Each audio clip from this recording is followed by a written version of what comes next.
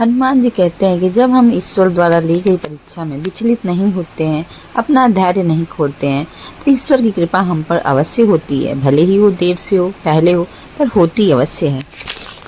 भले ही वो देर से हो या पहले हो, पर होती अवश्य है। ये हमारे पूर्व जन्म के कर्म भी निर्धारित करते हैं।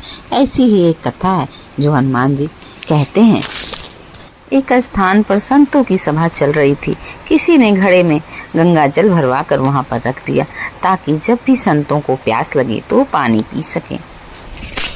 एक व्यक्ति बाहर खड़ा उस घड़े को देख रहा था। उसने सोचा, आहा, इस घड़े के क्या सौभाग्य हैं।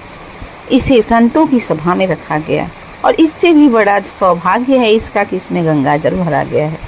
जो संत प्रभु का नाम दिन रात लेते हैं उसी मुख से इसका पान करेंगे। इतना सौभाग्यशाली कौन होगा इस धरती पे।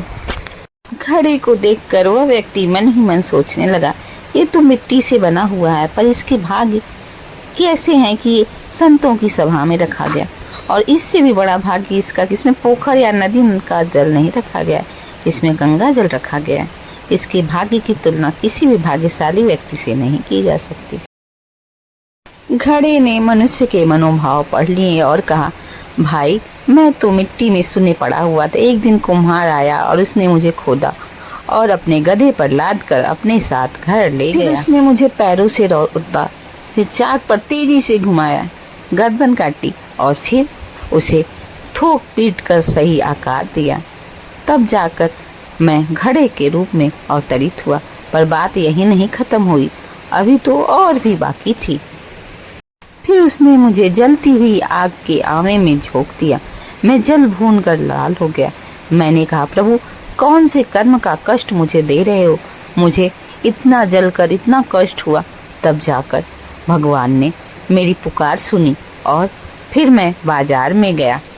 फिर मैं बाजार भी गया तो वहाँ भी मेरे साथ न्याय नहीं हुआ। वहाँ भी लोग मुझे थोक पीट कर देख रहे थे।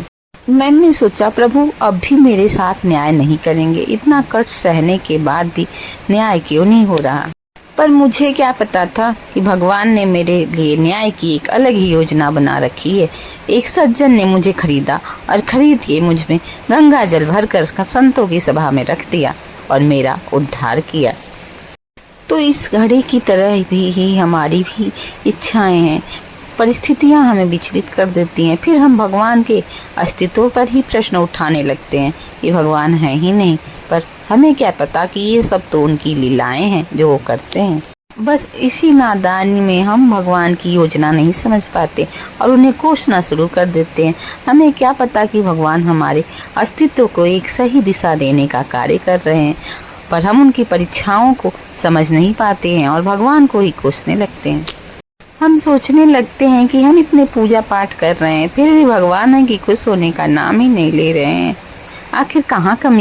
हम अपनी गाड़ी ऐसे व्यक्ति को नहीं दे सकते जिसे ड्राइविंग नहीं आती हो, तो फिर भगवान अपनी कृपा ऐसे व्यक्ति को कैसे दे सकते हैं जिसके मन में संतत्व नहीं है, जिसके मन में पक्का विश्वास नहीं है भगवान पे। जब हम ईश्वर द्वारा ली गई परीक्षा में विचलित नहीं होते हैं तो भगवान की कृपा हमारे ऊपर होती है।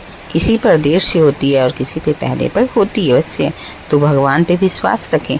भगवान द्वारा ली गई परीक्षा में हमेशा सफल होने का प्रयास करें। ये ऐसी परीक्षा है जो हमें जीवन के सर्वोत्तम अंत पे पहुंचाती है। जय जय सीताराम।